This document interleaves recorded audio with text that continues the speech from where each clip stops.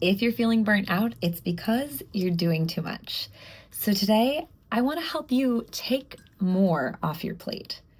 I've been working from home since 2015, doing all of the entrepreneurial things you can imagine. And I'm telling you, it is very easy to get burnt out, especially if you have an entrepreneurial spirit where you want to do it all. And on top of doing it all, you also want to be the perfect mom, the perfect wife, the perfect sister, the perfect daughter, the perfect friend. You want to really do it all. And I know that that can be hard on you. Well, today I'm going to tell you 3 ways to take things off your plate that make it so much easier for you to do it all while still showing up for you, showing up for your family, showing up for your business as a whole, complete person without the burnout. Let's get right to it. Your time is your most valuable resource. People like to tell you it's money, but it's just not.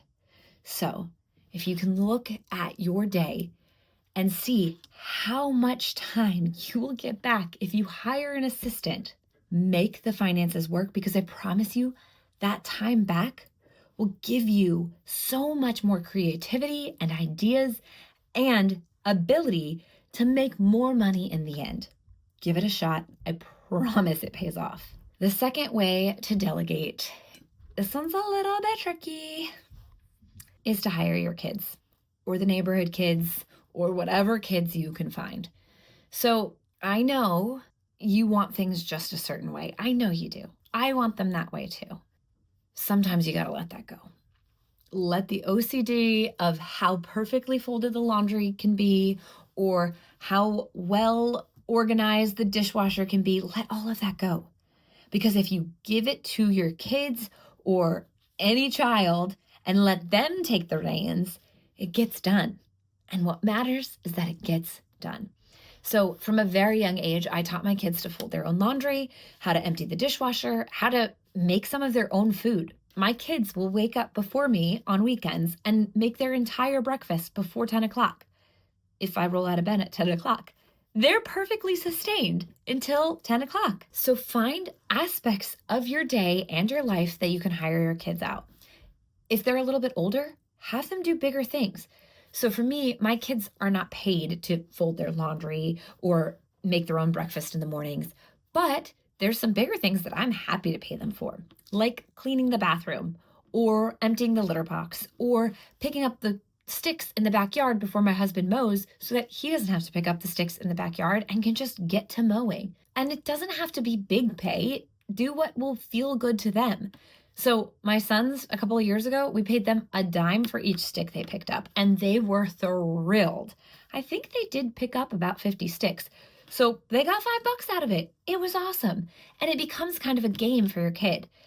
They probably have an entrepreneurial spirit, which they got from you. So give them an opportunity to exercise that entrepreneurial spirit as soon as they can.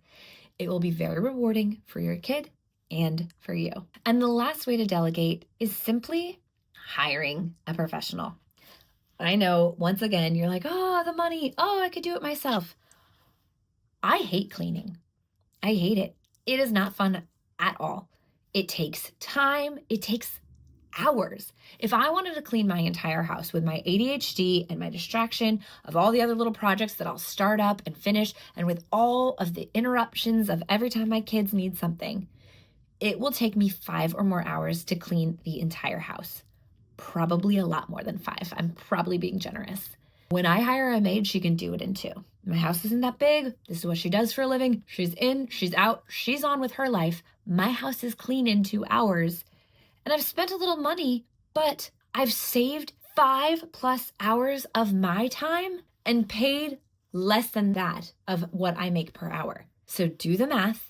Figure out what makes sense in anything that you're looking to delegate. That is how I can justify all of my delegations. Maybe a maid is a little bit pricier than you're used to. So again, that's when you can go and find a kid who can do it for you. Or maybe a maid service isn't what you need. Maybe you're good at cleaning, or maybe it's out of your price range. That's fine. Find someone to mow the lawn. Find someone to just do a light dusting. Find someone to go grocery shopping for you or to cook for you. There's so many skills out there.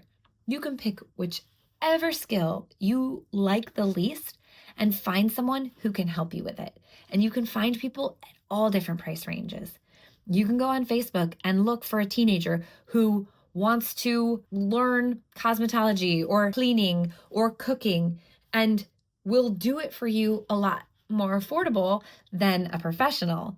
So maybe it's not the highest of quality, but it's still not you doing it. And that is what makes the biggest difference. Now, I'm assuming that there's a good chance that the reason you are so stressed out is because you work from home, and working from home comes with a whole plethora of things that can burn you out without you realizing it. And there's one thing in particular that will head you straight for burnout central if you're not careful. I want you to know what that is so that you can avoid it. And so I tell you all about that in this video here. Enjoy.